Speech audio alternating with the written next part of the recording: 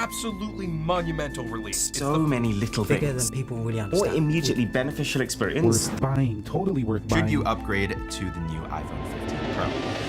Okay, there are a lot of reviews about the iPhone 15 Pro Max on YouTube, and somehow everyone comes to the same conclusion that this phone is worth the price. But today I'm going to tell you why it isn't, at least for most people, and let me explain. Okay, so I switched to the iPhone 15 Pro Max from the iPhone 13 Pro Max, and after using it for a couple of weeks, I really like a lot of the small changes that Apple introduced, but I don't think that it's worth the price for most people. But whether it's worth it or not depends on what you really need and what you're upgrading from, so hopefully this video can help you make a better decision. So I usually upgrade my phone every 2 to 3 years, not out of necessity, but just because I like new tech and it's one of my hobbies. I didn't upgrade to the 14 Pro Max last year because there wasn't anything new that would make it more useful to me, and honestly it felt the exact same as my 13 Pro Max except with Dynamic Island. But with the 15 Pro Max, despite no single groundbreaking feature, everyone seems to say that this is the best all-around iPhone ever. And after using it for a couple of weeks, I can't disagree. But it's also Apple's most expensive iPhone ever. So let's start with the physical design and the build quality. Okay, so the main physical change this year for the Pro model iPhones was switching from a stainless steel frame to a titanium frame,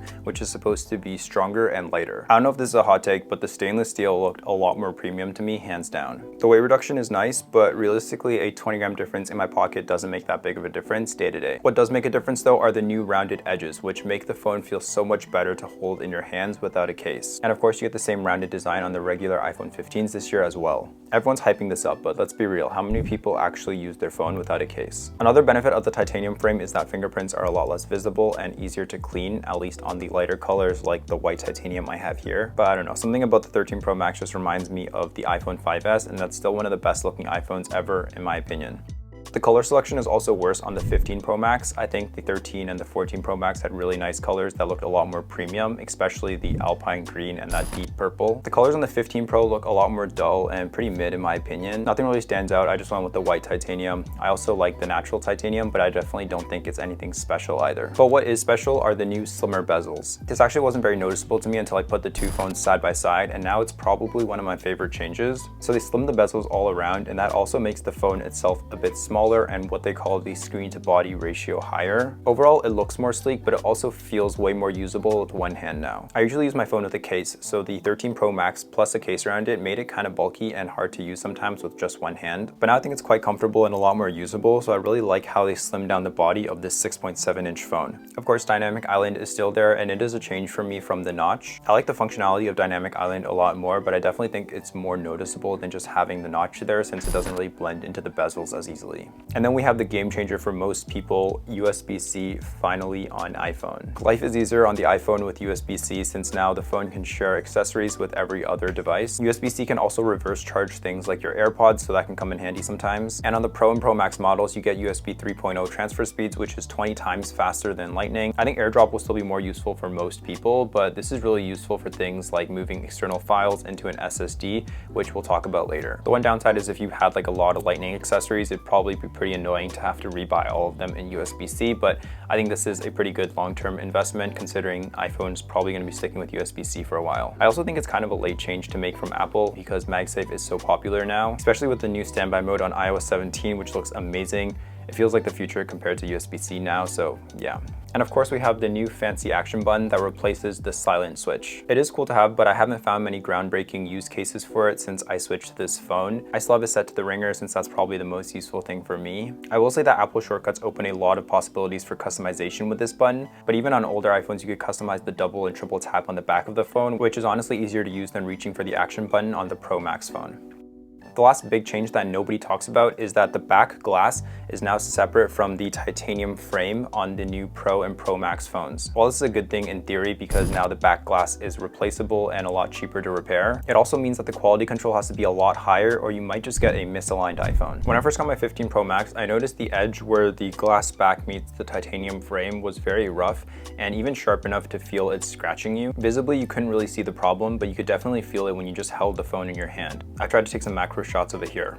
Luckily, I got mine exchanged at the Apple store, but even with this new phone, you can still feel where the glass back meets the titanium frame, and it's definitely not as smooth or premium feeling as the 13 Pro Max. Overall, with those changes and a few setbacks, I still like how this phone feels in my hand more than the 13 Pro Max. Do I like it more than the regular 15 Plus though? I'm not so sure. And this is a trend that you'll start to notice throughout this video. Okay, now let's talk about performance. So most tech reviewers are benchmarking the performance of this phone on something like a Geekbench test. Obviously in that case, the GPU and CPU of this phone will easily outperform the older iPhones. But two things to note here. The first is that there is no difference in day-to-day use. Like sure, opening apps can be a few milliseconds faster, but realistically it does not matter at all. And two is that the 15 Pro benchmark numbers aren't even anything special. Like Samsung phones that came out before the iPhone 15 Pro can still outperform them on benchmark tests. You do have 8 GB of RAM in the 15 Pro now, which means it'll be a little bit more future-proof even with new software updates. But the only benefit I can see for someone today is if you're a big mobile gamer. Games will load a little bit faster and you can probably run some more intensive games in the future. But I don't know how good this phone will actually run those full console games that Apple is promising to bring to the iPhone, like Assassin's Creed.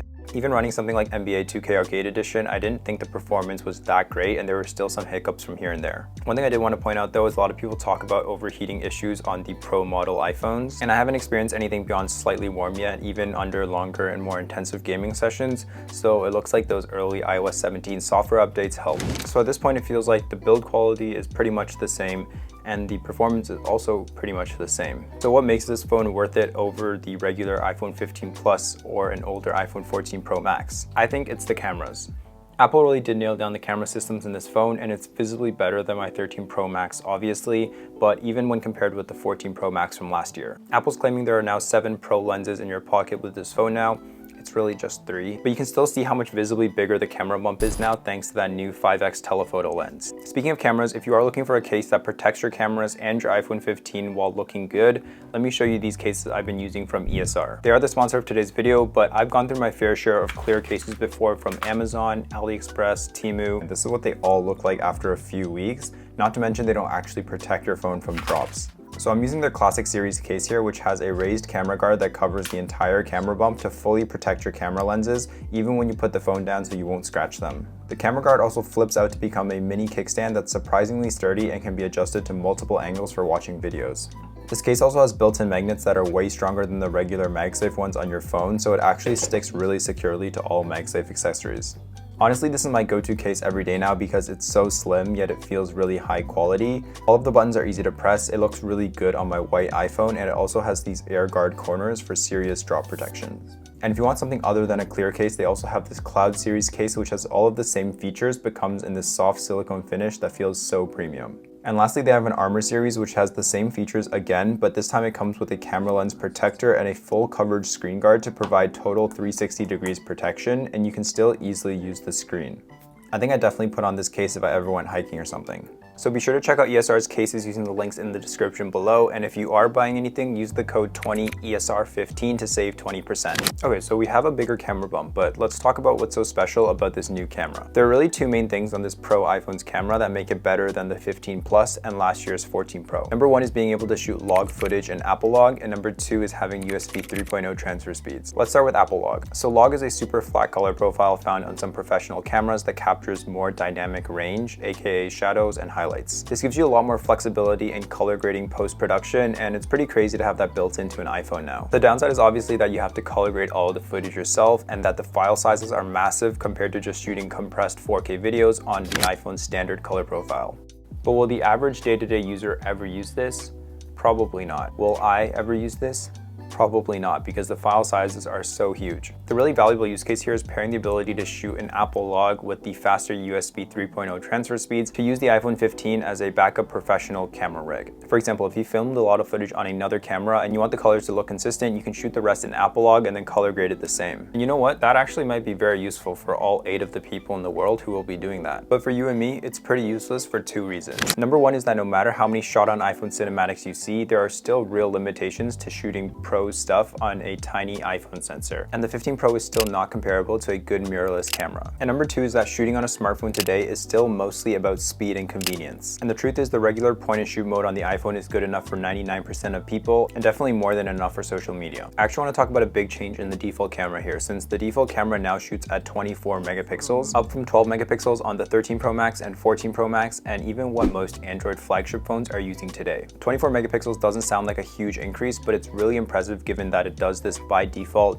in auto mode with no shutter lag and preserving all of the dynamic range. This is probably the most useful change to the camera this year, but it isn't limited to the Pro iPhones, and even the regular iPhone 15 and 15 Plus shoot at this higher 24 megapixel default. So the fact that you can get 24 megapixel shots and almost all of the camera features that most normal people will find really useful, like auto portrait mode, available in every iPhone this year, again makes the Pro iPhones this year really hard to recommend. Obviously, there are some other fun features you get on the Pro phone, like the new 10x zoom is actually kind of useful, and you get the additional focal lengths for 1.2x and 1.5x, but it really comes down to whether or not you're willing to pay a few $100 extra for some bells and whistles that you might not even use. And honestly, that's pretty consistent with every change on this new iPhone. Yeah, the 15 Pro Max is still the iPhone for people who want the best iPhone. I've switched to it and it's the best iPhone that I've ever used. It looks and feels great, has one of the best cameras in any smartphone on the market today, and handles everything you throw at it easily. But the question isn't whether the iPhone 15 Pro Max is good or not. It's whether or not it's worth it over other iPhones that can do 95% of what this phone can do for a much cheaper price. And this is especially hard now because even the regular iPhone 15 and 15 Plus have more than enough specs and features that most people will ever need in a phone. I personally think that the iPhone 15 Plus is a great all-around phone to recommend everyone. If you're really picky about the 120Hz refresh rate, maybe even look into an iPhone 13 Pro Max or 14 Pro Max if you don't need the newest and best iPhone. And if you are one out of the 8 people in the world who need the pro camera features on this phone for your work or your hobbies, then you should pay a premium and go for the best iPhone ever made. Even for myself, did I need most of the features on this phone? No. But was it a rational purchase? No. And now that I have this phone, I might as well experiment with some of the pro features, so you might see some footage coming from this iPhone in future videos. Anyways, that's about it for this video. Let me know what you guys think in the comments down below, whether you think the iPhone 15 Pro Max is worth it, what you're planning on getting. And be sure to drop a like and subscribe if you want to see more tech content, and I'll see you guys soon.